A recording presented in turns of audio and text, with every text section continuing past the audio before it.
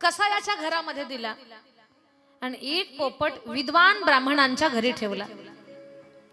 विद्वान भूदेवाच्या घरी असलेला पोपट मंत्रांचा उच्चार करायला लागला आणि कसायाच्या घरी असलेला पोपट त्याच्या कानावर जे पडत होतं तेच बोलायला लागला. कापा, धरा, पकडा, मारा, एकच.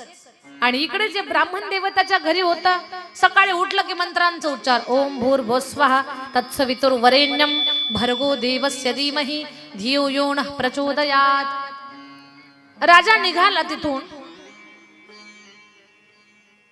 राजा तिथून चाललेला आहे आणि जात असताना कसायाच्या दारातून राजाची स्वारी निघाली. तो कसायाच्या दारातला पोपट एकच बोलायला लागला. धरा, पकडा, मारा, तोडा, फोडा, एकच बोलायला लागलं. राजाला राग आला. म्हणे एवढा एवढा पोपट पण धरान, पकडान, मारान, फोडान असंच बोलतंय. हे असं का बोलतंय? राग आला राजाला, पण राजानं स्वतःला कंट्रोल केलं.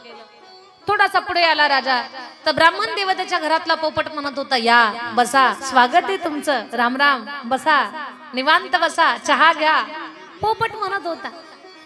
राजा म्हटला, अरे दोघांची जात एक आहे, दोघही पोपटच आहेत, पण एक म्हणतं धरा, मारा, फोडा आणि एक म्हणतं या, बसा, उठा, सत्कार करा. असा फरक का?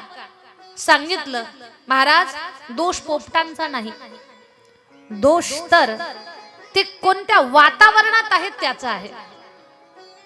मूळतः कोणीच वाईट नसतं. आपण म्हणतो हा माणूस दुष्ट आहे, हा माणूस वाईट आहे, हा माणूस पापी आहे. मूळतः कोणी वाईट नसतं. माणसामध्ये जी विकृती निर्माण होते ना, तर ती विकृती संगतीनं, वातावरणानं, आपल्या आजूबाजूला परिसर कसा आहे त्यानं माणसाच्या मनामध्ये विकृती निर्माण होते. म्हणून तर बरीच लोक घर निवडताना चांगल्या भागात आपलं घर असावं, शेजारी पाजारी चांगले असावेत याचा विचार करूनच घर घेतात. की जो परिसर संस्कार संपन्न आहे, ज्या भागातल्या लोकांना आचारसंहिता कळते, अशाच भागामध्ये चांगली लोक राहतात. का? आपलं जीवन तर सुंदर झालं पाहिजे, पण आपल्या पुढे आपले जे मुलं बाळ आहेत यांच्या कानावर चुकीचं नको पडायला, जेणेकरून त्या चुकीच्या ऐकण्याचा त्यांच्या मनावर, त्यांच्या जीवनावर विकृत परिणाम होईल. परिसर फार महत्वाचा आपल्या जडणघडणीमध्ये. मी हे तुम्हाला का सांगते? माझा उद्देश एकच आहे. प्रत्येक माणसाच्या अंतःकरणामध्ये प्रेम मूळतः आहे. जन्माला आल्याबरोबर माणूस लगेच क्रूर, दुष्ट असा नसतो. प्रत्येकाच्या अंतःकरणामध्ये प्रेम भाव असतो. मग अंतःकरणात असलेलं प्रेम कधीतरी माणूस पक्षाला देतो, अंतःकरणातलं प्रेम कधीतरी दारात त्या कुत्र्याला देतो, अंतःकरणातलं प्रेम उफाळून आलं की मांजर सुद्धा जवळ घेतो. आपण मांडीवर घेतो मांजर. वाटीभर दूध त्या मांजराला आपण पाजतो. का देतो? ते आपल्या अंतःकरणात प्रेम असतं. ते प्रेम ती क्रिया करून घेतं. मग शुकदेव म्हणतात, बाळा, हे प्रेम जनावराला, पशुला, पक्षाला देण्यापेक्षा माणसाला दे, कर लग्न. तुझ्या अंतःकरणातलं प्रेम वनातल्या पक्ष्यांना देण्याऐवजी तुझी जी पत्नी होणार आहे तिला जरी मिळालं तर कुठे काय फरक पडला? माणसाला दे प्रेम चालत्या बोलत्या. नाही बाबा, मला या प्रपंचाच्या भानगडीतच पडायचं नाही. मग समजावून सांगण्यासाठी सांगितलं, जा जनकजीकडे जा. जनकजीनं एवढं सुंदर समजावून सांगितलं शुकदेवांना. आणि जनकजीच्या सांगितल्यानंतर शुकदेवांना कळालं. शुकदेव जसे वापस आले, त्यांनी देवी भागवताचं पारायण केलं आणि देवी भागवताच्या परमचिंतनानं परिणाम असा झाला, लग्नाला नकार देणारे शुकदेव लग्नासाठी तयार झाले. पितरांची मुलगी पिवरी, तिच्यासोबत लग्न झालं. 4 मुलं आणि 1 मुलगी, कीर्ती नावाची मुलगी. अशी 5 संतान शुकदेवाला झाली देवी भागवतामध्ये. अशा पद्धतीनं व्यासांची जी इच्छा होती की आपलं लेकरू गृहस्थी बनावं, त्याचं जीवन गृहस्थी व्हावं, ही वडिलांची इच्छा पूर्ण झाली. याचा अर्थ देवी भागवत हा ग्रंथ एवढा पवित्र आहे.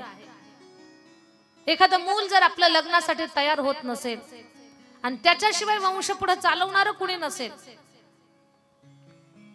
आणि आपण जर भगवतीला प्रार्थना केली तर तो आपला प्रश्न सुटतो. आता तर दुर्मिळ आहे की मुलं लग्नासाठी तयार नाहीत, हे दुर्मिळ आहे. आता मुलं तयार आहेत पण मिळत नाही असा प्रश्न आहे. आता मुलं लग्नासाठी तयार आहेत पण मुलगीच मिळत नाही, हे सुद्धा प्रश्न सुटतील का? ती जगत जननी माय भवानी तिला कळतंय.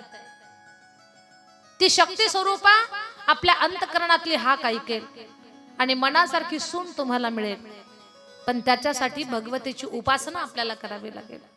आपल्या मुलांच्या संदर्भात, आपल्या मुलींच्या संदर्भात, कुठलेही विवाह संदर्भातले संकट, अडचणी, दुःख असू द्या, कुठल्याही समस्या असू द्या, त्या सर्व समस्यांचं निराकरण होईल, त्या समस्या सुटतील. पण त्याच्यासाठी भगवतीचं चिंतन हे फार गरजेचं आहे. तिचं व्रत करणं फार गरजेचं आहे.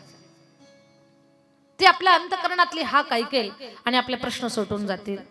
आता भगवतीचं पुढील चिंतन आपण पाहणार आहोत.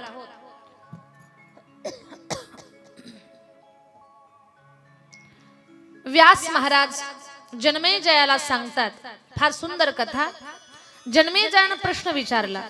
आता जन्मेजय राजा आणि व्यासजी या दोघांमधला जो संवाद आहे तो संवाद सूत महाराज शौनकादी महामुनींना सांगतात. तो संवाद आपल्याला सुद्धा ऐकायला मिळतो. प्रश्न असा आहे, जन्मेजयानं प्रश्न केला, महाराज गुरुदेव, हे जगत निर्माण कसं झालं? नद्या, पर्वत, झाडी, पशु पक्षी, किडे, मुंगी, वृक्ष, वेली, 184च्या खाणी आपल्याला दिसतात. पर्वतामध्ये उगम पावणाऱ्या नद्या कुठे जन्माला येतात? पहाडामध्ये. पण त्या पहाडामध्ये उगम पावणाऱ्या नद्यांना कोण सांगतं की समुद्र तिकडे जा तुम्ही? समुद्राची वाट कोण दाखवतं त्यांना? पक्ष्यांचा किलबिलाट, नदीचं खळखळ वाहणारं पाणी,